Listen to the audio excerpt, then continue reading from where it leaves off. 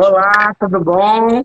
Aí, agora sim, Agora, agora estamos foi. todos aqui. Isso. Às vezes, às vezes a tecnologia dá esses pulos aí pra gente. Bom, então vamos começar de novo, né? Vamos iniciar de novo, até porque essa live vai ser gravada para a gente ter ela na íntegra aí. Bom, então, boa noite a todos, obrigado por estarem presentes nessa live. Hoje vamos ter uma live muito especial, que é sobre síndrome de Down, né? Eu sou o Dr. Fábio, médico patologista, diretor técnico aqui do Artemis Laboratório, né? E hoje estamos aqui com o Dr. Guilherme Lugo, com a Simone Espinosa, que é presidente da Doura Down, e com a Cássia, que é mãe da Caroline, que daqui a pouco vai estar aparecendo aí novamente para fazer essa participação especial conosco aqui. Bom, então vamos lá, vamos nos apresentar de novo. Guilherme, por favor, se apresenta para o pessoal. Olá, pessoal, boa noite. Boa noite, Fabinho. Boa noite, Simone. Boa noite. Então, eu sou o Dr. Guilherme, sou médico geneticista. Me formei em Dourados, fiz minha residência no Rio de Janeiro. Acredito que alguns que estão na live já me conheçam, né?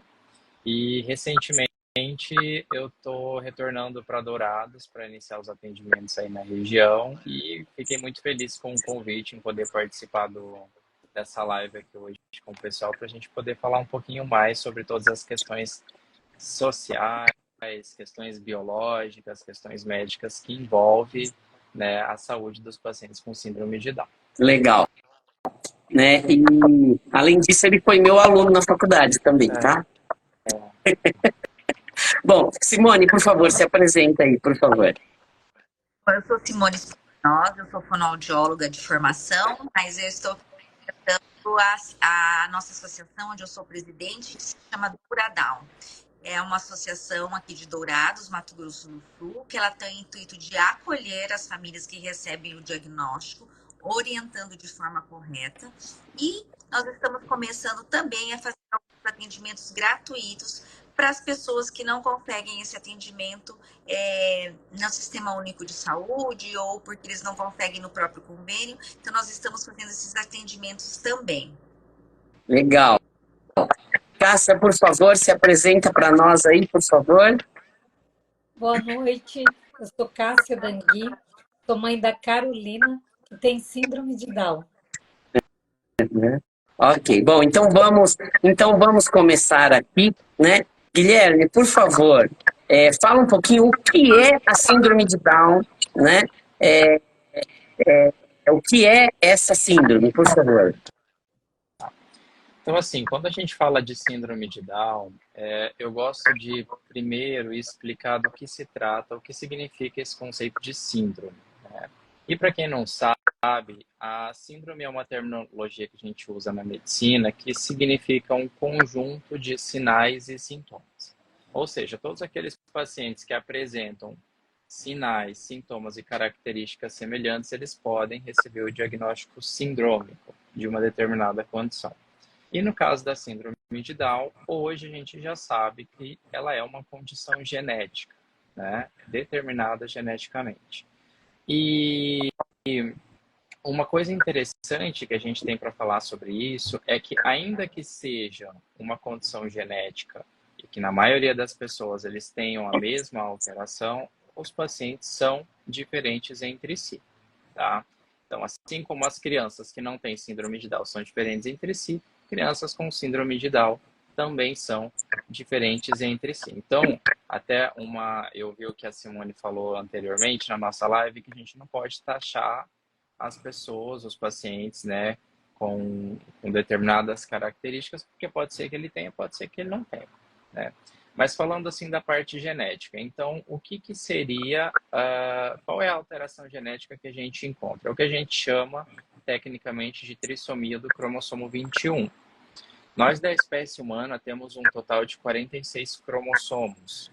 E esses cromossomos, metade vem do pai, metade vem da mãe, né? Então, na hora do pai e da mãe formar os seus gametas, os óvulos e os espermatozoides, naturalmente a gente tem a divisão desse material genético, que junta metade do pai e metade da mãe e forma um novo indivíduo com 46 cromossomos.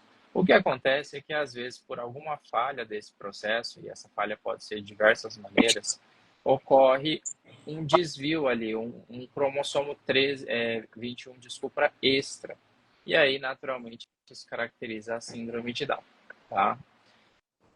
Eu não sei se vale a pena a gente entrar nesse mérito, mas é como eu disse, existem diversas causas que levam a isso. A causa mais comum é a trissomia livre, que é aquilo que acontece devido a uma falha justamente na divisão desse material genético, na formação dos óvulos da mãe. Mas existem outras situações que são causadas por mecanismos, por anomalias cromossômicas diversas.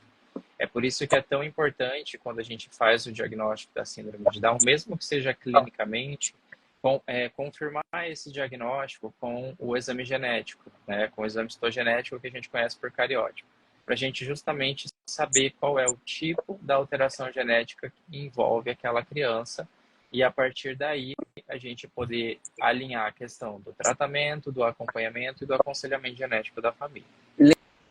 Legal, muito bom. Então, Simone, vamos lá, tá? Eu quero que você fale um pouquinho, né, do dia, né, da importância, né, de ter esse dia, o dia 21 de março, né, dessa semana, né, e o que é a Dora Down e como que a Dora Down tem atuado aqui em Dourados. Por favor, Simone. Dia 21 de março, ele vem como um dia de conscientização. Sabe que as pessoas ainda têm muitas dúvidas sobre o que é a síndrome de Down, do que esperar de quando você recebe esse diagnóstico. Muitas vezes, quando a gente não tem um geneticista junto com aquela família, a família recebe um papel que se chama e aí a pessoa faz o que com isso, né? Ela não sabe exatamente. Ainda existem muitas dúvidas. E esse é o método da questão do dia 21, de organizar e orientar as pessoas do que é a trissomia 21 e o que é a síndrome de Down. A Dora Down, ela está em Dourados desde 2019. Ela começou com um grupo de pais, onde qual é o intuito principal? É acolher as famílias que recebem o diagnóstico, onde a gente possa orientar o que é a síndrome de Down. Nós temos agora um espaço físico onde nós fazemos umas reuniões, palestras e também estamos fazendo atendimentos gratuitos para as famílias que não conseguem no Sistema Único de Saúde ou no próprio convênio, né? Atendimentos de fonoaudiologia e de terapia ocupacional. Esses atendimentos, eles acontecem, por enquanto, uma vez na semana. E nós temos várias famílias sendo atendidas. Quantas famílias, mais ou menos, Simone, vocês têm hoje lá? Nossa associação, nós temos já 100 famílias, mais ou menos, que estão participando com a gente, né? Então, mais os atendimentos é um número menor, porque tem poucos terapeutas ainda. Legal, muito bom. Ô, Cássia, você participa lá da associação? Bem pouco. Na correria do dia a dia é bem complicado. A Carolina tem muitas terapias, principalmente na parte da manhã, porque à tarde ela vai para a escola, né? Mas assim, a gente está no grupo, a gente está sempre ali sabendo o que está acontecendo e é um trabalho lindo que eles fazem. Que legal, muito bom, muito bom. Só fazer um parênteses aqui, né? Esse dia, né, 21/3, né, ele foi escolhido internacionalmente pelo símbolo da data mesmo, né? Que 21 é o cromossomo, né? E o 3, o mês 3, são 3 cromossomos, né? Até como em inglês costuma-se usar a data um mês antes, né, do dia, na data, né? Então é 3/21, né? Então são 3 cromossomos 21 e por isso foi escolhido essa data para ser o Dia Internacional de Conscientização sobre a Síndrome de Down, né? Então tem toda uma explicação aí do simbolismo dessa data, né?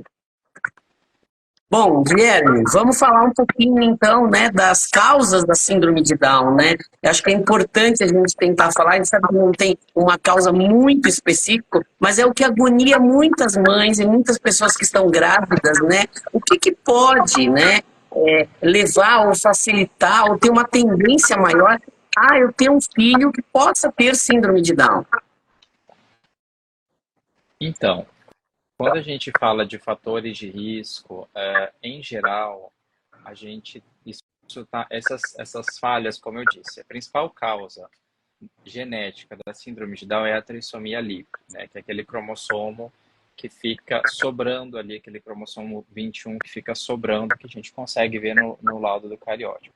Na grande maioria dos casos, isso acontece por uma falha que a gente fala uma falha da não disjunção meiótica. O que isso quer dizer? Significa que na hora da formação dos gametas, dos óvulos, né, que tem a divisão do material genético da mãe, ocorre uma falha e aquele cromossomo 21 que deveria se dividir e ir um para o lado e um para o outro, acaba indo os dois para um lado. E aí, quando aquele óvulo ele é fecundado pelo espermatozoide, junta com um terceiro cromossomo 21 do pai, e aí a gente vai ter um indivíduo com 3 cromossomos 21. Tá? Isso é o que acontece na maioria das vezes.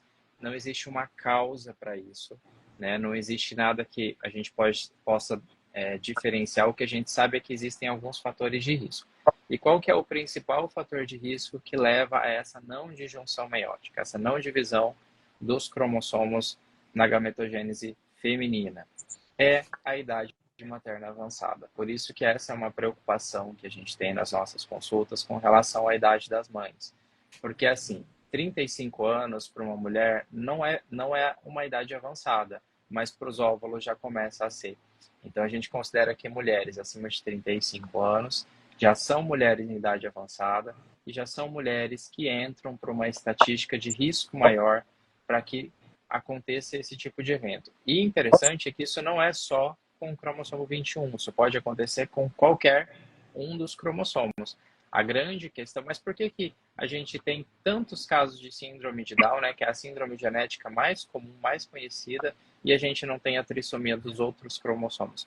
Porque na maioria das vezes as outras trissomias são incompatíveis com a vida, né? Tirando os cromossomos sexuais, os cromossomos autossômicos, e aí entra o 21, os outros, a grande maioria deles são incompatíveis com a vida, ou são situações muito mais graves que realmente impossibilita que essa criança cresça e desenvolva como na síndrome de Down, tá?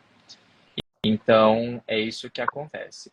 Agora, existem algumas outras situações em que o pai e a mãe são portadores de translocações nos cromossomos. O que isso quer dizer? Significa que o cromossomo 21 dele está no lugar errado. E aí, na hora que vai dividir, como ele está no lugar errado, ele não divide direito. E aí, naturalmente, pode causar essa trissomia. Nesses casos, a gente se preocupa um pouco mais, porque existe uma causa. E essa causa a gente identifica através do estudo genético do pai e da mãe. E nesses casos, existe sim um risco de recorrência, um risco aumentado de ter um segundo filho com a mesma condição. Tá? Dependendo do tipo de translocação nos pais, esse risco chega até 100%. Então, por exemplo, eu tinha uma família que eu acompanhava no Rio de Janeiro, que a mãe teve 3 filhos com síndrome de Down. Nossa. E aí, quando a gente foi fazer o exame, a gente identificou que essas crianças tinham uma translocação 21-21. Os 2 cromossomos da mãe eram grudados um no outro, então eles não conseguiam se dividir. E aí, quando formava os óvulos, ia os 2 para o mesmo lado. Então, todas as crianças nasciam com síndrome de Down.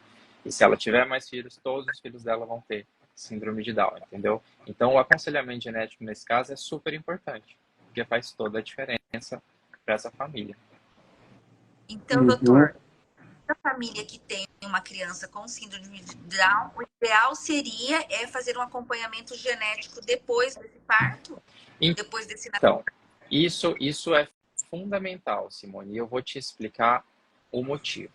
O motivo inicial é isso tudo que eu falei, para a gente conseguir identificar qual que é a base, a origem genética e fazer o aconselhamento genético da família, que é dizer qual é o porquê que isso aconteceu naquela família e qual é a chance disso acontecer novamente. O segundo motivo é que crianças com síndrome de Down têm necessidades específicas, porque nós conhecemos muito bem a síndrome, então a gente sabe onde e o que procurar, né? Então, por exemplo, lá no meu serviço, onde eu me formei, nós tínhamos todo um protocolo que nós aplicávamos de acompanhamento para os pacientes com síndrome de Down, onde a gente já direcionava os exames, onde a gente já direcionava a consulta, direcionava o exame clínico em cada idade, em cada faixa etária, procurando as coisas que são mais comuns. Então, por exemplo, a cardiopatia congênita é uma coisa relativamente comum. Cerca de metade das crianças com síndrome de Down nascem com cardiopatias congênitas estruturais. Então, uma coisa que não pode passar despercebido é essa investigação cardiológica, fazer um ecocardiograma logo após o nascimento, mesmo que durante o pré-natal não tenham identificado nenhuma alteração, porque essas crianças podem ter cardiopatia. E além da cardiopatia, tem uma série de outras coisas, problemas gastrointestinais, refluxo, hipotiroidismo, doenças autoimunes, risco para alguns tipos de câncer, algumas neoplasias hematológicas, problemas respiratórios, risco para infecção de orelha, otite, risco para sinusite, risco aumentado para determinados tipos de doença, entendeu? E além disso tem, né, a questão da hipotonia e do atraso de desenvolvimento, que isso 100% das crianças apresentam. E é interessante que em alguns casos, quando a gente identifica que esse atraso é um atraso muito importante, ou que essa criança não está evoluindo como a gente esperava com as terapias, é possível que ela tenha um outro diagnóstico, que ela tenha um outro problema de saúde que ainda não foi diagnosticado. É claro que isso é uma coisa muito rara, né? Nós estamos falando de 2 situações raras, mas isso é possível. Então é por isso que é importante fazer esse acompanhamento com o geneticista, porque nós somos o clínico, né? O médico clínico das doenças raras. Então a gente tem essa habilidade em conseguir identificar as coisas que são mais importantes e delinear todo o acompanhamento e o tratamento do paciente. Ótimo, obrigada. Legal. Mas, Isso é muito interessante, né? Porque a gente vê que essas crianças, elas acabam tendo a tendência a desenvolver alguns problemas, né? Como você falou, as cardiopatias são extremamente comuns, né? Mas são crianças que têm dificuldades de desenvolver algumas habilidades, né? Por isso que precisa muito desse apoio que a associação dá, né? Simone, você trabalha muito com essas crianças na parte de fonoaudiologia, né? E a gente sabe que essas crianças têm dificuldade de fala, dificuldade para amamentar, né? Que eu sei que é uma das áreas que você, para mamar, né? Amamentar é a mãe, né? Desculpa. Tem muita dificuldade para mamar, que é uma das áreas que você mais atua aí, né? Então fala um pouquinho desse trabalho aí, né? Com essas crianças, que aí depois nós vamos conversar com a Cássia sobre isso também. Então, assim, às vezes quando nasce mais hipotônico, mais flácido, acredita-se que esse bebê não vai poder mamar no peito, é um molinho. Então, a gente já começa com esse trabalho, por quê? Eu sempre falo que o melhor exercício fonoaudiológico é a amamentação. Então, eu procuro fazer com que todos esses bebês mamem um tempo maior até que os 6 meses, que é orientado pelo Ministério da Saúde no seio materno, para poder trabalhar a musculatura. Por quê? Os mesmos músculos da sucção, mastigação e deglutição são os músculos da fala. Então, se a gente prepara precocemente essa musculatura, a probabilidade, a possibilidade de uma melhor articulação no período indicado é que vai acontecer. A Cássia mesmo é uma mãe que amamentou bastante tempo a Carolina, não foi, Cássia? Amamentei 1 ano e 2 meses a Carolina. E você teve dificuldade nesse início, Cássia? Como que foi esse início com a Carolina? Então, vou falar um pouquinho do que o Dr. Guilherme falou também. Quando eu tive Carolina, eu já tinha 40 anos, engravidei com 39 e ganhei Carolina com 40. E eu também não descobri na gravidez. Amamentei a Carolina, assim, eu tenho outro filho, né? E eu não consegui amamentar ele por muito tempo. E a Carolina, para mim, eu achei que foi assim bem tranquilo. Ela pegou super bem na maternidade mesmo. Ela já começou a sugar bem. E eu dei mamar para ela 1 ano e 2 meses. E assim, ela não queria ainda parar de mamar, mas por conta do meu trabalho eu tive que tirar a Carolina do peito. Mas assim, foi muito, muito bom. A fono dela foi a Simone. Eu acho que quando eu comecei com a Simone, a Carolina tinha 2 meses e pouquinho, e foi até 3 anos e alguma coisa. Ficou bastante tempo com a Simone. E assim, a Simone é uma pessoa super humana que como eu não descobri na gravidez a síndrome da Carolina, a princípio eu me desesperei um pouco. E assim, a Simone nos ajudou bastante, nos orientou pra caramba, né? Até hoje, assim, às vezes dúvidas de aonde levar ou outra fono, Simone sempre ajuda a gente pra caramba. Legal.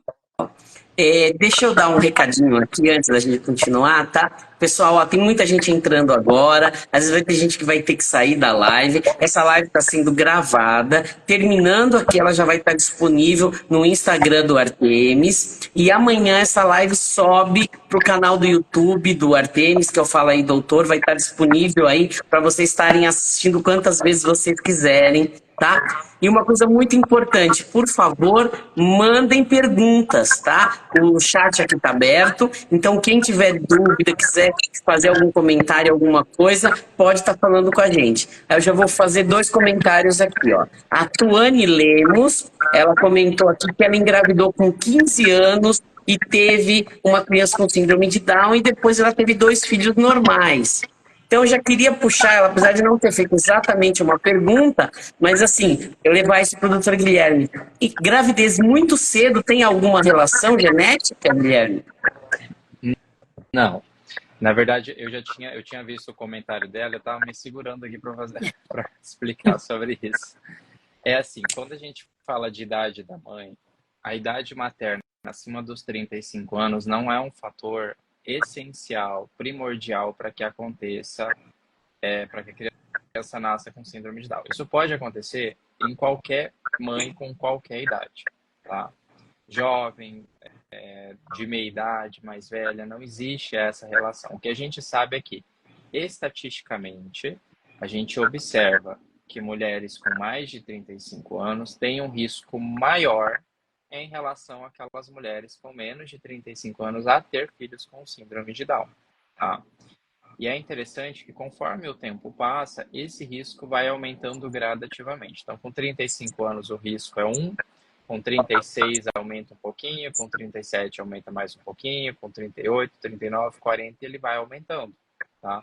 A ponto que a gente calcula mais ou menos que com 42 anos, se não me engano, o risco é de 1 para 50, ou seja, 50 mulheres com 42 anos que engravidam, uma vai ter bebê com síndrome de Down, tá? Quando a gente fala de mulheres mais jovens, esse risco é muito menor.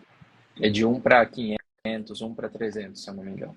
Então, é isso que eu quis dizer. Mas pode acontecer com 15 anos, com 20, com 30, com 40, com qualquer idade, tá? Interessante.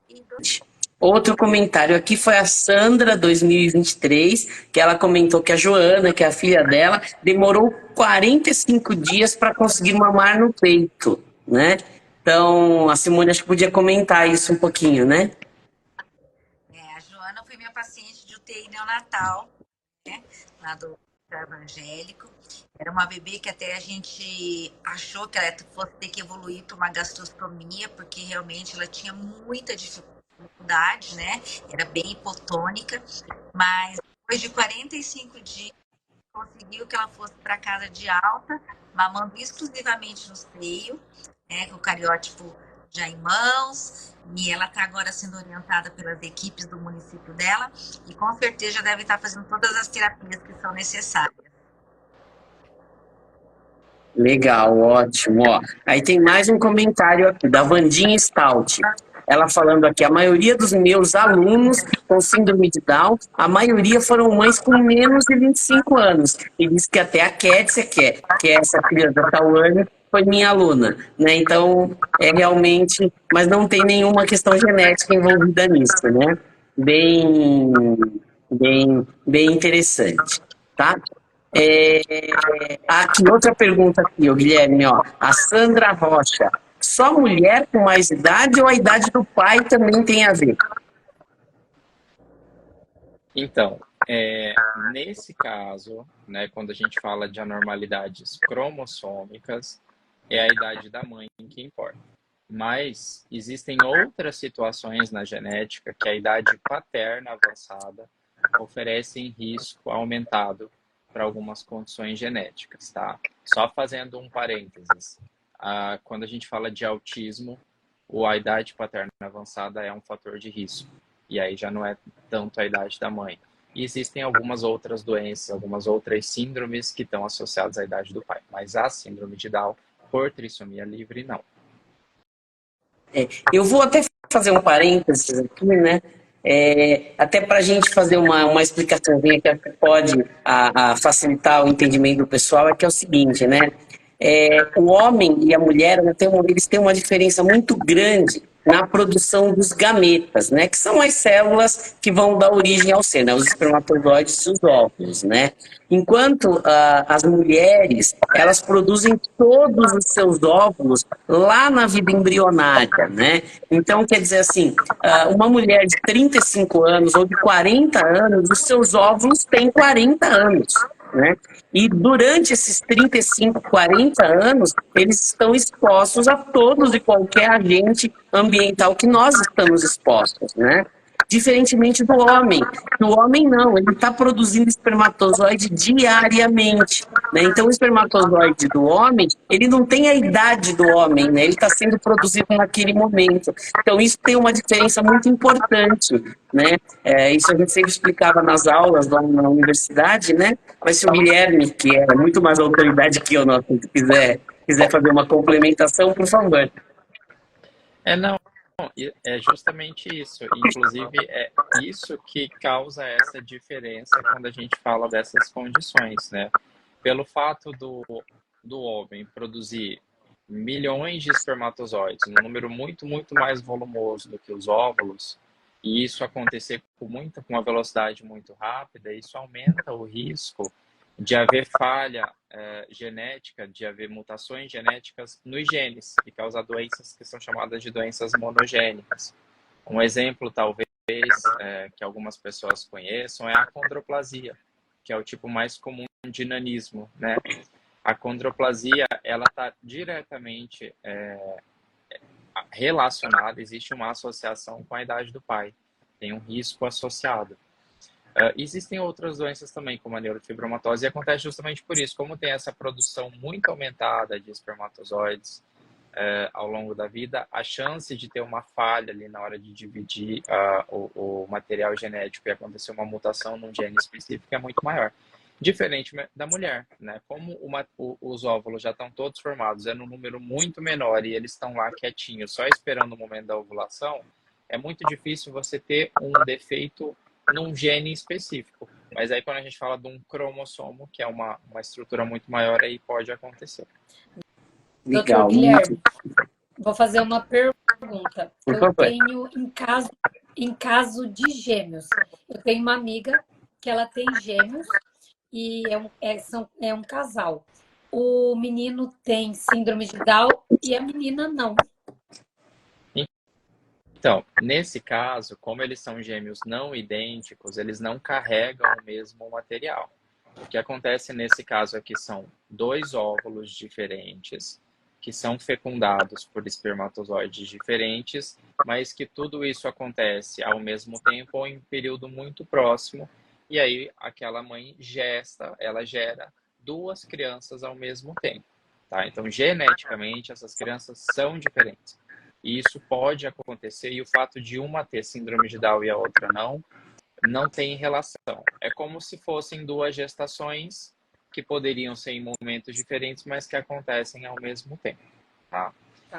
Agora, quando nós temos gêmeos idênticos que carregam o mesmo material genético e que nascem com síndrome de Down, aí realmente é muito importante saber qual é a causa dessa síndrome, né? Qual que é o mecanismo genético envolvido, porque pode ser que seja algo herdado do pai ou da mãe. E aí sim, por isso explicaria o fato de dois gêmeos idênticos nascerem com síndrome de Down. Obrigada. Legal, muito bom. Ó, mais uma pergunta aqui, ó. A Sandra Rocha, doutor Guilherme, por que a trissomia do 21 não tem grau? Ele está falando dessa coisa, né, de se tem graduação, né, de gravidade da síndrome ou não. Eu gostaria que você comentasse sobre isso, Guilherme. Então, isso pra gente, isso realmente é uma coisa assim que as pessoas têm muita dúvida. E por que a gente fala que as crianças com síndrome de Down não têm esse grau? Porque é igual que eu falei no início da live, assim como as crianças que não têm síndrome de Down são diferentes entre si, crianças com síndrome de Down também são diferentes entre si. E não existe uma associação direta entre o grau de comprometimento e o mecanismo genético envolvido. Então, por exemplo, crianças que têm a trissomia livre não necessariamente vão ser mais ou menos comprometidas do que crianças translocadas, do que crianças que têm o tipo chamado de mosaicismo, que é muito mais raro. Até existe esse mito de que crianças que têm síndrome de Down mosaico, elas são menos comprometidas e, em geral, tendem a responder melhor às terapias e ter um desenvolvimento mais próximo da normalidade. Nem sempre, tá? Isso nem sempre acontece. Existem crianças, por exemplo, que eu já atendi, que a gente acompanhava no meu serviço no Rio, que elas eram um mosaico e que elas eram muito mais comprometidas do que outras crianças com trissomia livre. Então, como não existe essa associação, né, que a gente chama de fenótipo genótipo na genética, a gente não consegue graduar, colocar tudo isso numa tabela para dizer, olha, seu filho é o grau tal, é a classificação tal. Então, isso não existe. Cada criança é de um jeito, cada criança é um indivíduo único e ela precisa ser acompanhada e tratada como um indivíduo único, sem qualquer tipo de taxação de grau, de nível de deficiência e coisa do tipo. Legal, muito bom. Ô, Cássia, fala um pouquinho da Carolina aí pra gente, né? Como que ela está se desenvolvendo, como que é o desenvolvimento dela, essa questão dela na escola. Conta pra gente um pouquinho disso, que é muito importante as pessoas ouvirem isso, né? Sim. Quando você tem uma criança com síndrome de Down, igual eu falei, eu não descobri na gravidez, assusta um pouco no começo, mas depois você vê assim que você dá conta que vai conseguir, né? Carolina já está no primeiro ano, né? Está na fase da alfabetização, já sabe escrever, não está lendo ainda, mas assim, o desenvolvimento dela é bem bacana, se vira sozinha. Carolina se desfraldou, eu acho assim, que por ela ter a síndrome rápido, com 2 anos eu já tinha desfraldado a Carolina. E assim, ela vai muito bem, graças a Deus. Ela escreve bem, ela conhece as letras, mas como eu já havia dito, ela não lê. Tem muitos amigos, tem preferência, tem dias bons, tem dias ruins, como qualquer outra criança normal. O meu outro filho que eu tenho, ele é típico, né? Já é um rapaz. Ele da Carolina dá 13 anos de diferença. Foi bem grande, foi bastante tempo que eu esperei para ter outro. E assim, mas ela vai muito bem, graças a Deus, nas terapias também. A dificuldade que a Carolina tem maior, realmente, assim, até hoje ainda é na fala. Em casa a gente entende tudo que ela fala, a gente consegue compreender bem ela.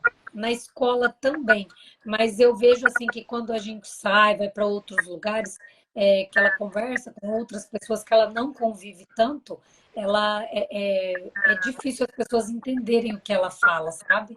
Mas assim, no mais, o que eu falo assim da dificuldade é o medo da mãe, não é nem da criança. Porque assim, é igual a Simone falou, né? Eles podem tudo. E quando eu tive a Carolina, eu entrei muito na internet, e a internet assusta um pouco a gente, né? Então eu achei assim que ela ia ser super limitada, que ela não ia ter preferência, que o meu menino tinha preferência para brinquedos, eu achava que a Carolina não ia ter. E ela adora Barbie, ela tem um desenho que ela adora, que chama Casa Mágica da Gabi. Em fevereiro agora ela fez 7 anos. E ela falou para os amigos que ela ia fazer uma festa, que ia ser da Gabi. E eu não tinha planejado festa para ela. Enfim, fiz essa festa de última hora, porque ela queria essa festa. E ela se vira assim super bem, adora uma festa. E no mais vai tudo bem, graças a Deus. Que legal, que legal.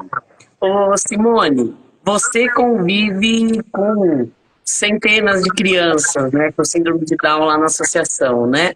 E como que tá, assim, né, o assim, conta algumas histórias aí pra gente de crianças que, né, que tiveram aí vitórias interessantes. Conta para nós aí no desenvolvimento, como que é isso, porque eu acho que isso dá um estímulo muito grande, né, para mães que estão inseguras com relação a essas crianças, né? Conta um pouco para nós aí, Simone. É adolescente agora, que ele é campeão paralímpico, né? Ele representa Dourados nas competições do Brasil. Ele viaja sozinho, né? Ele não vai mais com a mãe, nem com o pai, nem com ninguém de cuidador. Ele vai sempre sozinho, participa, ele cuida de outros amigos que têm uma deficiência física e ele tem sido campeão. Então, realmente, isso foi acontecendo conforme a mãe, a família foi estimulando muito precocemente, dando oportunidade. Nós temos agora também uma outra, que é a filha a Cat, a filha da Suane, e também ela já está trabalha no restaurante aqui, na hora do almoço, de segunda a sexta, ela ajuda a servir, é atendente, né? Então, isso tudo foi acontecendo conforme a oportunidade, porque o que eu vejo, assim, doutor Fábio, às vezes a criança nasce, é o que a Cássia falou, ela vai ser totalmente limitante, ela não vai conseguir se desenvolver. E conforme as oportunidades vão sendo dadas, essas pessoas elas vão desenvolvendo também. Isso tudo vai acontecendo. Então, a gente procura mostrar para as famílias que o que é necessário é oportunidade. Essa semana, como é a semana que a gente está fazendo as nossas comemorações, uma universidade particular entrou em contato comigo, que eles têm 5 vagas para pessoas com síndrome de Down, que eles querem colocar na universidade para diferentes tipos de trabalho, com diferentes tipos de salários, né? Conforme o que essa pessoa for exercer, é o salário que ela vai receber. Então, a gente vê que realmente eles estão em todos os lugares e podendo fazer todos os tipos de funções. É isso aí. Você falando do rapaz viajar sozinho, né, Simone? A Carolina, ela pede muito assim, tudo ela quer fazer sozinha. Quando a gente deixa ela no portão da escola, eu era muito insegura de deixar ela ir para a sala sozinha, então eu acompanhava ela. E isso começou a irritar ela não queria. Eu percebi porque assim, os amigos iam, sabe? Os pais deixavam no portão e iam até a sala sozinha. E eu não deixava ela ir de jeito nenhum. E ela começou a ficar brava com isso. Aí a gente chega no portão para deixar ela, ela já começa. Tchau, tchau, mamãe, tchau, tchau, papai. E ela olha para trás assim umas 2, 3 vezes porque ela não quer que a gente acompanhe ela. E ela fala várias vezes, eu consigo, eu faço sozinha. Ela fala, deixa a mamãe sozinha. E é tudo. É para ir ao banheiro, para servir a comida, na escola, quando ela quer ir sozinha, para ela fazer as atividades. E a gente tem que deixar. A gente tem que mostrar para eles que eles conseguem, né? Que eles podem fazer, que eles podem entrar na escola sozinhos, que eles podem ir ao banheiro sozinhos, né? As atividades básicas do dia a dia. Eles Legal, querem, muito bom. realmente são independentes, que eles podem ser independentes, e basta a gente deixar. Isso. Legal. Ô, Guilherme, tem mais uma pergunta aqui, ó. A doutora Letícia Duarte, ela falou que ela é acupunturista, ela falou que ela tem tido excelentes resultados, ela não explicou qual, né, em crianças com síndrome de Down, e ela pergunta se você tem experiência e pode compartilhar alguma coisa sobre isso. Então, a minha maior experiência com crianças com síndrome de Down são pacientes do SUS, né? Eram pacientes que a gente acompanhava no instituto lá no Rio de Janeiro, que era um instituto público vinculado ao SUS. E esse tipo de... A gente tinha muita dificuldade, inclusive, com as terapias básicas, a fisio, a fono, a terapia ocupacional. Então, quando a gente fala de outras terapias alternativas, realmente eu não tenho muita experiência, porque os pacientes não tinham acesso a essas terapias, né? No caso da acupuntura, até fiquei surpreso com a pergunta, porque eu nunca nem sei, até gostaria de saber mais qual que é a abordagem, qual que é o tipo de resultado, se isso tem algum efeito na parte cognitiva, comportamental, se é na parte motora, né? Eu acho que é bem interessante, até depois a gente pode trocar uma ideia aí no privado, mas não, eu não tenho experiência com essas terapias para pacientes com síndrome de Down. Legal. Guilherme, vamos entrar num outro ponto que eu acho que é importante, né? Que até a Cássia comentou, né? Da questão do diagnóstico pré-natal da síndrome de Down, né? Porque eu vejo que muitas vezes, né, as mães ficam muito agoniadas, né? Até em saber desse diagnóstico, como é que está essa criança, se a criança realmente está bem ou não, se ela tem alguma coisa, né? Então, como que a gente pode, né, fazer o diagnóstico pré-natal da síndrome de Down e de outras alterações genéticas nessa criança? Eu acho que isso é muito importante da gente falar um pouquinho. Por favor, Guilherme. Com certeza. Então, Fábio, quando a gente fala de diagnóstico pré-natal, eu acho que uma coisa que a gente precisa pontuar é que, assim, toda gestante, ela merece e deve fazer o acompanhamento de pré-natal conforme as orientações do Ministério da Saúde, né?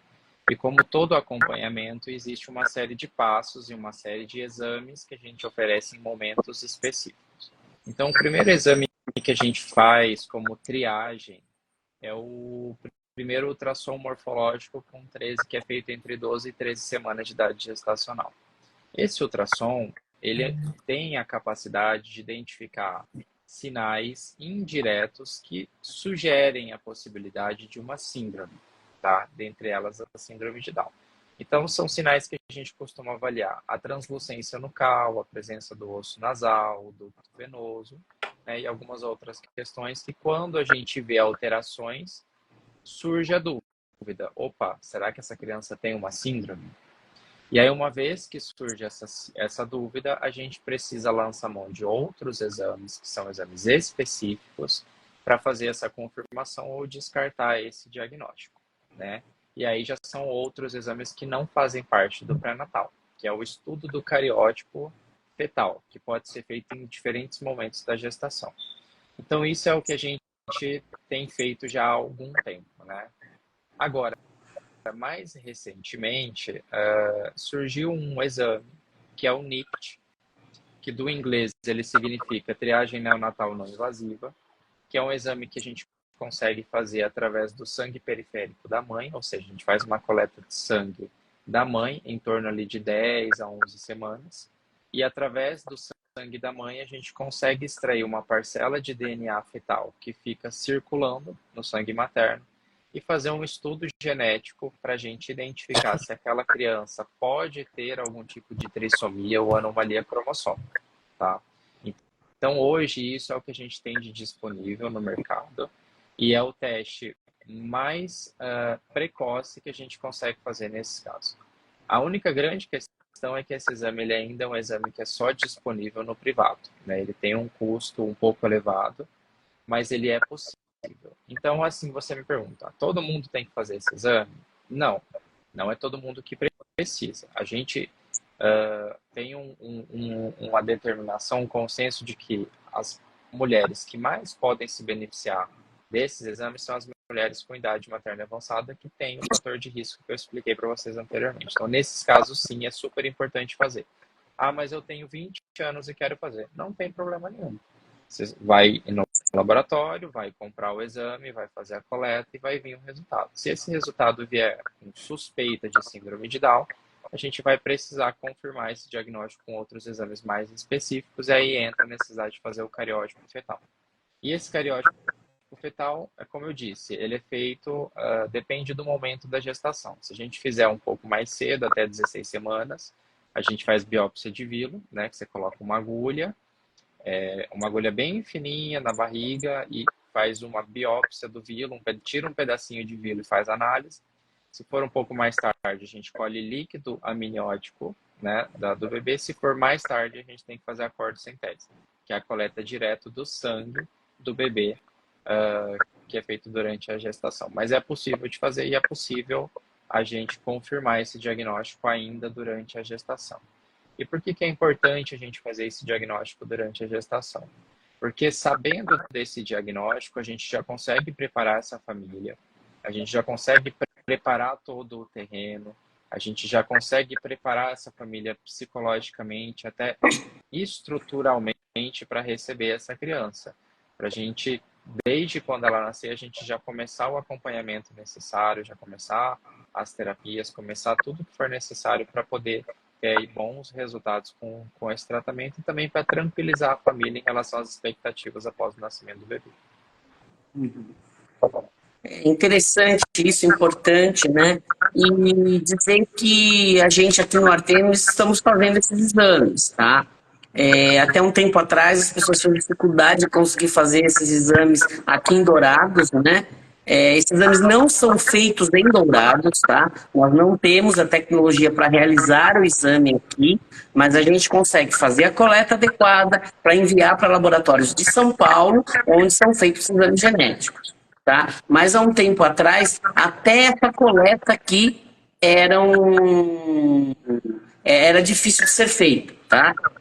E hoje a gente tem aqui profissionais preparados para coletar adequadamente o exame, tem a logística adequada para o envio correto desse material, né? Para que você tenha realmente um diagnóstico adequado. Tem até uma pergunta aqui, né, da Nikkei Confecções, né, perguntando se esses exames têm risco para o bebê. O NIPT, que é esse exame inicial que nós falamos aqui, a grande vantagem dele é que é coleta de sangue da mãe, né? Então, quer dizer, como você colhe o sangue da mãe, risco para o bebê é praticamente nenhum, né? Porque tanto que até o nome é não invasivo, né? Porque você colhe o sangue da mãe e resolve, e você consegue definir se o risco é aumentado para ter o desenvolvimento de alguma trissomia, de alguma alteração cromossômica, né? Agora, os outros exames que você tem que fazer, uma biópsia de vírus coriônico, uma biópsia da placenta, né? Ou a coleta de líquido amniótico já tem algum risco, né? Mas sendo coletado por um profissional especializado, né? No caso do pessoal que faz medicina fetal, os riscos são extremamente controlados, né, Guilherme? Você vai fazer um complemento disso? Não, é isso mesmo, Fabinho. Os exames invasivos, eles têm um risco. A gente nunca vai falar que esse risco é zero, mas é claro que a gente tem condições de minimizar esse risco ao máximo. Então, por exemplo, fazer o exame adequado na idade gestacional adequada por um profissional experiente, né? E essa é a maneira que a gente tem de minimizar ao máximo esse risco. Mas esses exames, eles, como é que eu vou dizer isso? São exames que têm indicações específicas, tá? Então, a gente nunca vai indicar esse exame se o risco, o benefício não superar o risco, entendeu? Mas sim, o risco existe. Ele é pequeno, mas ele existe. Legal, muito bom. Bom, aqui não tem mais nenhuma pergunta, vamos continuar nosso bate-papo aqui. Já estamos com um bom tempo de live aqui, mas como nós começamos um pouquinho tarde, a gente vai avançando um pouquinho mais. Ô, Simone, né? Então a gente falou aqui da quantidade de atendimentos ou de apoios que a criança precisa ter para se desenvolver todas as suas potencialidades, né? E isso, às vezes, muitas pessoas, muitas famílias não têm até recursos, né? Para poder estar fazendo esse atendimento. Então, como que a Douradown ajuda nisso, né? E lá na Douradown, todos os atendimentos são gratuitos. Como é que funciona isso lá, Simone? Fonoaudióloga, né, que atende gratuitamente as famílias, e nós temos também uma terapeuta ocupacional. Infelizmente, ainda é só uma semana que nós conseguimos fazer a contratação, porque como toda associação, a gente depende das verbas, né, que chegam para a gente.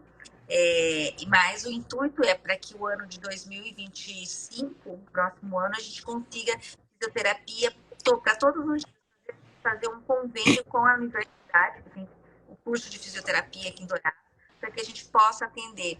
A gente sabe que algumas famílias ficam na fila de espera, mesmo, né, em clínicas particulares, durante um bom tempo. E a gente está falando de estímulos que não podem esperar muito tempo. Então, a gente não pode deixar uma criança que tem 1 ano de vida, 1 ano esperando um atendimento fisioterápico ou fonoaudiológico. A gente precisa acelerar esse processo. Então, é isso que a gente quer firmar parcerias com a universidade, para que a gente possa ter mais atendimento proporcionando melhores atendimentos e mais número de atendimentos para essas famílias. Uhum. Legal, muito bom. Guilherme, como está essa situação agora, assim, da expectativa de vida dessas crianças? Eles estão tendo uma vida mais longa? Como que está isso, né? O controle até de algumas doenças associadas à síndrome de Down, que podem ser mais graves, como as cardiopatias. Como que está isso hoje? Então, quanto mais cedo a gente faz o diagnóstico e a gente faz não só da síndrome, mas das comorbidades, inicia o tratamento, melhora o crescimento e o desenvolvimento dessas crianças, tá? Com aí perspectivas maiores de vida, de sobrevida, né, ao longo do tempo. Uma grande complicação que geralmente crianças com síndrome de Down têm, conforme elas vão envelhecendo, é o risco para demência. Então, a demência é algo que a gente encontra com uma frequência muito, muito, muito superior em relação à população geral em pacientes com síndrome de Down. E, geralmente, ela começa um pouco mais cedo, né, do que é o habitual, em torno de 45, 50 anos. Obviamente que não são todos os pacientes que têm, não são todos os pacientes que têm nessa idade, mas isso pode acontecer. E é justamente nesse momento, e também por conta dessa condição, que isso diminui um pouco a expectativa de vida de pacientes com síndrome de Down em relação às pessoas que não têm síndrome de Down. Mas com a melhora da medicina, com a melhora dos tratamentos, com esses acompanhamentos que a gente vem fazendo sistematicamente, a tendência é que isso melhore ao longo da vida. Mas uma coisa que a gente ainda não conseguiu encontrar uma solução muito plausível, digamos assim, é para o desenvolvimento da demência. Isso daí realmente ainda é um desafio muito grande na medicina para os pacientes com síndrome de Down. Interessante. Um outro ponto que eu acho que a gente tem que debater aqui, eu queria ouvir a opinião da Simone, depois a Cássia também poderia conversar, né? É essa questão educacional das crianças, né? Como é que está isso hoje? As escolas hoje... porque hoje se fala muito dessas crianças estarem integradas na sociedade, estarem estudando na escola normal, tudo. Mas como que é isso, né? Essas crianças, elas têm a necessidade, até como a Cássia contou, da convivência, de ter amigos, de estar socializada, de viver uma vida social, e é importante isso para a sociedade também, a receber e conviver com essas crianças, né? Mas como que é essa parte educacional? Eles precisam ter alguma coisa além disso, além da escola normal, para eles terem desenvolvimento? Como que é isso, Simone, hoje?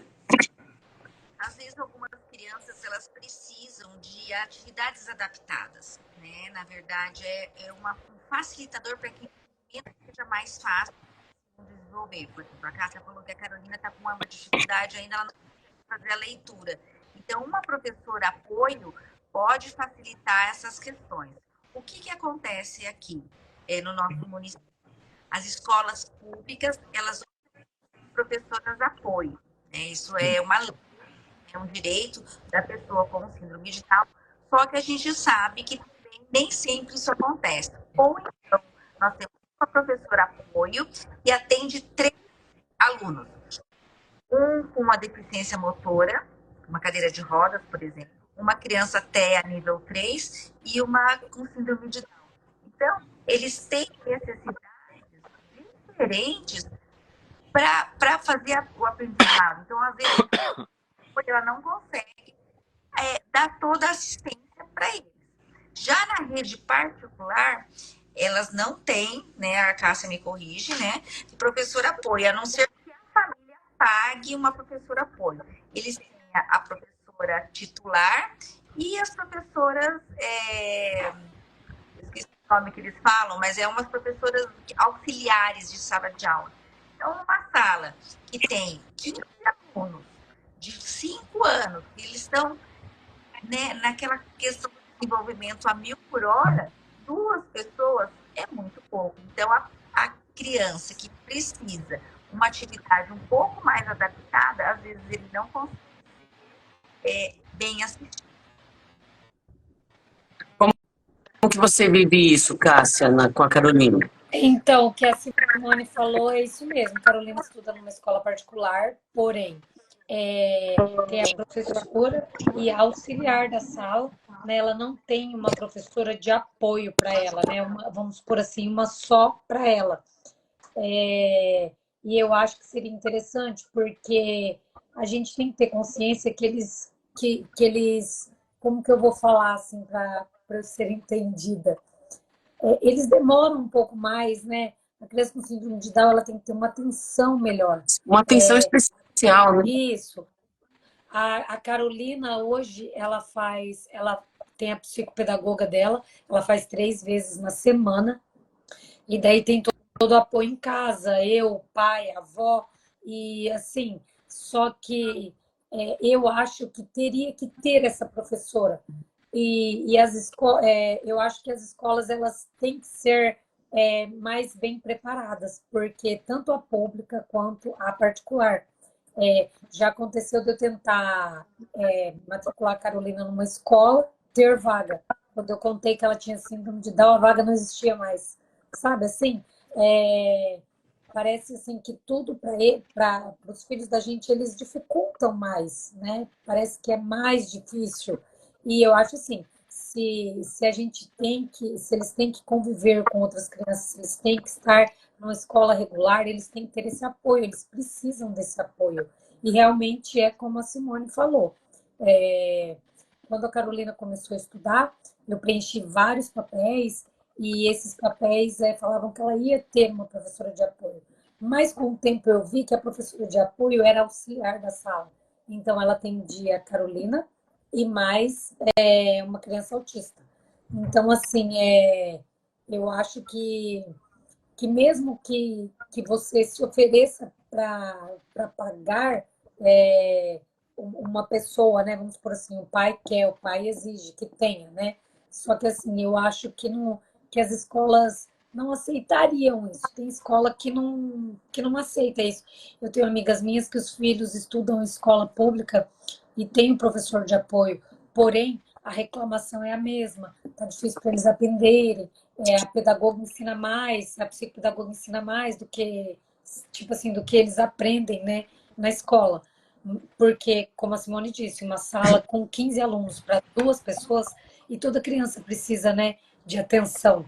Não é só a minha que tem síndrome de Down, a outra criança que é típica também, que é normal, ela também precisa de uma atenção. Eu, eu estudava numa escola, né, pública, né, quando eu estava no primário, e eu lembro que tinha as chamadas classes especiais, né, onde tinham professores preparados para dar aula para crianças especiais. E aí eu lembro que era uma discussão muito grande, porque meus pais eram professores, davam aulas lá também, né? E naquela época, já há 30 e tantos anos atrás, quase 40 anos, né? Que tinha essa discussão, né? Entre como você fazia a necessidade de integração dessas crianças e, ao mesmo tempo, conseguir dar uma educação que essas crianças consigam atingir as suas potencialidades, né? E aí, pelo que eu vejo hoje, conversando com vocês, esse dilema continua hoje ainda, né? Quer falar sobre isso, Simone? Ô, Cássia, por favor, pode falar. Pode falar, Cássia. Não, continua, esse dilema continua. Eu acho assim, né, que com tudo, com o mundo que a gente vive hoje da inclusão, eu acho assim, que a maioria das coisas que falam é mais no papel, na prática não é bem assim. Eu falo que eles tinham que dar mais oportunidades para os nossos filhos, né? E não dão. E eu tenho uma conhecida minha que ela é professora, escola pública, ela fez vários cursos, ela é professora para criança especial e ela trabalhava numa escola, ela foi mandada embora para ser contratada uma estagiária para ficar no lugar dela, uma pessoa ainda que não tinha a formação dela.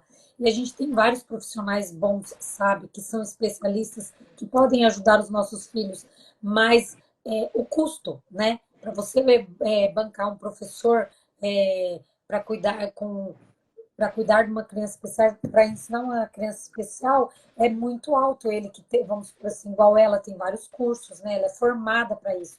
Eles, tanto na escola pública como na particular. Eles preferem pegar estagiários. Não tenho nada contra, tem que ter, né? Só que eu acho assim, eles tinham que olhar melhor para as nossas crianças.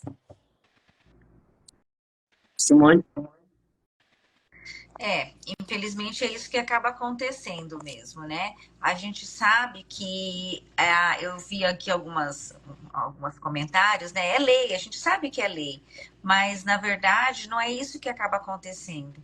Então, e agora as crianças não podem mais repetir os anos, né? Pois é. Então, na nossa se eu não tirasse nota boa em matemática, eu ia ficar até eu conseguia atingir a nota. Então, hoje, eles vão passando. Então, às vezes, o pré-adolescente não sabe ler e está lá, indo para o 5º, 6º ano, porque eles não podem mais segurar.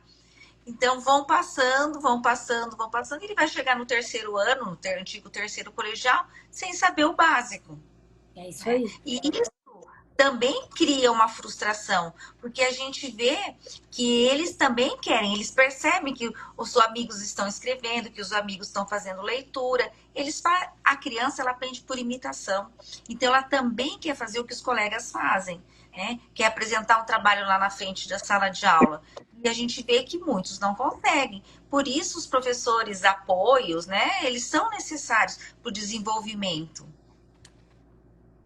Legal, muito interessante. Bom, pessoal, olha, nós já estamos passando de 1 hora de live aqui, né? Acho que a gente conseguiu abordar bastante assunto interessante aqui, né? Acho que foi uma live muito elucidativa, né? Então, vamos começar a parte do encerramento aqui, né? Guilherme, quer fazer um fechamento aí, uma parte final aí sobre a live, alguma mensagem final, por favor? Não, assim, o que eu acho que é importante que a gente pode usar aí essa notoriedade do Dia do Down é que eu acho isso super importante porque cada vez mais as doenças raras estão recebendo a devida atenção, não só por parte do conhecimento, né, das pessoas que estão engajadas na causa, mas também pelo lado das políticas públicas que vem crescendo muito nesse âmbito. É claro que ainda hoje existem muitas dificuldades, né, muitas limitações, e eu acho que isso em todos os âmbitos, não só no acesso aos médicos, no acesso aos profissionais, no acesso à equipe multiprofissional, o acesso aos exames, o acesso aos educadores, né, que têm a especialização, como vocês colocaram.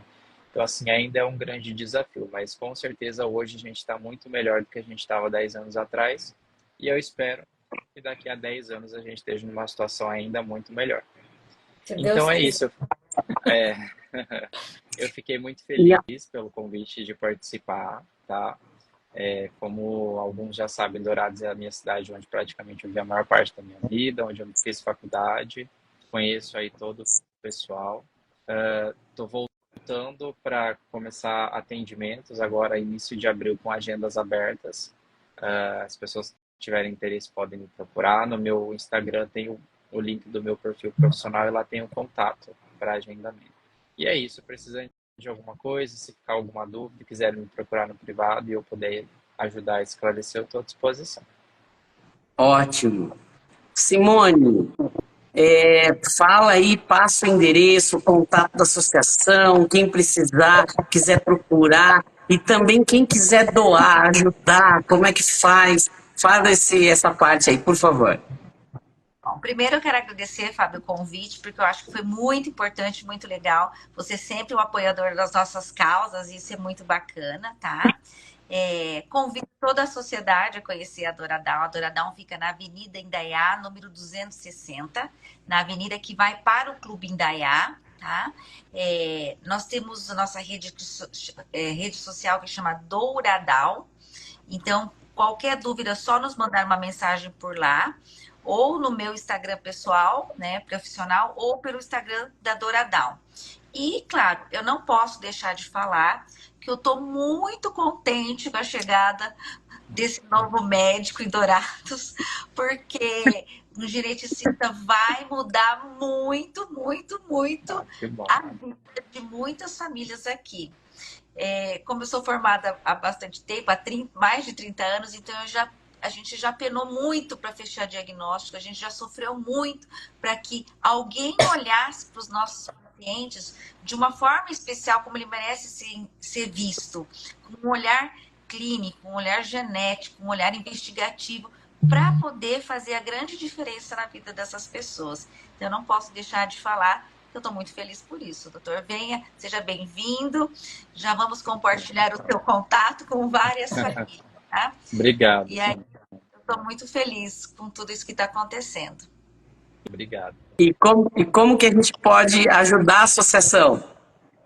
Pode ajudar primeiro conhecendo, podendo ajudar dando o seu tempo de querer nos ajudar. Por exemplo, se quem for profissional de saúde quiser fazer uma consulta, porque a gente tem famílias muito carentes, se quiser nos ajudar com valores também, a gente também tem o que fazer com esses valores. Se quiser colocar a mão na massa, nós temos uma horta que a gente quer fazer com que ela brote para que as famílias menos favorecidas possam retirar hortifrutos dessa nossa horta. A gente está precisando de mão na massa lá para poder plantar e molhar. Então, assim, tem várias formas de poder ajudar. Pode me mandar um direct que a gente escuta o que a pessoa quer fazer e a gente com certeza vai recebê-la e será bem-vindo. Legal. Cássia, quer falar alguma coisa para a gente encerrar aqui, por favor? Quero agradecer pelo convite. Foi uma live muito bacana. Eu acho que se a gente continuasse aqui, ia longe, né, a conversa. E eu quero pedir, né, para quem estiver assistindo a gente, né, que possa, né, divulgar, né, a live, porque eu achei que foi bem legal. Legal. Simone, só uma coisa, fala da corrida, caminhada, o que é que vai ter? É verdade. É mesmo, esqueci. Das comemorações que a gente fez nessa semana da Síndrome de Down, no sábado, às 15h30, lá no CEPER1, nós vamos ter a primeira caminhada Doura Down. Essa caminhada ela vai contar com alguns eventos, vai ter o pessoal da Liga de Medicina que vai estar tocando lá, brilhantando o nosso evento. Então, a gente vai fazer uma caminhada, vai ter vacinação, a Prefeitura de Saúde vai levar vacinação, vai ter um piquenique. Então, é para mostrar que o diferente também é legal. Então, a gente vai estar lá e quem quiser no CEPER1. CEPER do primeiro plano, ali na Monte Alegre. Ali na Joaquim Alves Taveira. Isso. Esquina com a Monte Alegre. Isso, entre a Joaquim Alves Taveira e a Monte Alegre, ali no primeiro plano. Isso. Primeiro plano, às 15h30, tá? Eu acho que vai ser um evento muito legal e a gente precisa de bastante gente nessa caminhada para ano que vem a gente fazer uma corrida, hein? Já não vai ser mais caminhada. Legal, ótimo, muito bom, muito bom, muito bom. Bom, pessoal, então aqui eu quero agradecer. Olha, nós já estamos, que horas são? 8h20 da noite, estamos com mais de 25 pessoas ao vivo aqui, tá? A gente deve ter batido mais de 200 pessoas assistindo a nossa live aqui, o que isso é muito bom, né? E dizer assim que nós estamos nesse trabalho aí de divulgação de saúde, né? Desde que a gente abriu o Artemis Laboratório, já fizemos mais de 100 lives nesses 3 anos, né? E é uma luta aí que eu tô e mantenho e acho que é muito importante a gente divulgar assuntos sobre saúde. Reforçando que essa live está gravada, daqui a pouquinho ela vai estar aqui disponível no Instagram do Artemis, amanhã ela sobe para o canal do YouTube, é só digitar, fala aí, doutor, ou Artemis Laboratório no YouTube, você vai achar as mais de 100 lives que a gente já fez, né? E já convidar vocês para a semana que vem, que o doutor Guilherme vai estar comigo novamente, né? Quarta-feira que vem, eu e ele vamos estar falando sobre aconselhamento genético. Então, quem gostou aí, para saber um pouco mais sobre isso, quarta-feira que vem, também às 19 horas aqui, né, dia 28, né, dia 27, né? Dia 27, vamos estar aqui falando sobre aconselhamento genético, né, Guilherme? Isso mesmo. Vamos falar um pouquinho ali, fazer uma live um pouco mais geral do que o que a gente faz nessa especialidade que é a genética médica. Legal. Então, pessoal, Então, muito obrigado a todos pela grande audiência que a gente teve. Obrigado, Guilherme, por estar disponibilizando seu tempo para trazer informação. Obrigado, Simone, pelo teu trabalho maravilhoso, que eu não canso de elogiar o teu trabalho, tanto na SOS Amamentação quanto aí na Dora Down, tá? E, Cássia, obrigado por esse tempo aí, por trazer a Carolina, por contar um pouco da sua história, tá? Porque precisamos de pessoas que façam isso, tá? As pessoas têm que conhecer, né? As pessoas com síndrome de Down e conhecer como que essas crianças são, como que essas pessoas são. Então, obrigado a todos, uma boa noite, tá? Boa noite. Até uma próxima live aqui. Boa Obrigada. noite. Boa noite. Até Boa mais, noite. pessoal. Foi um prazer. Boa noite. Tchau, tchau, gente.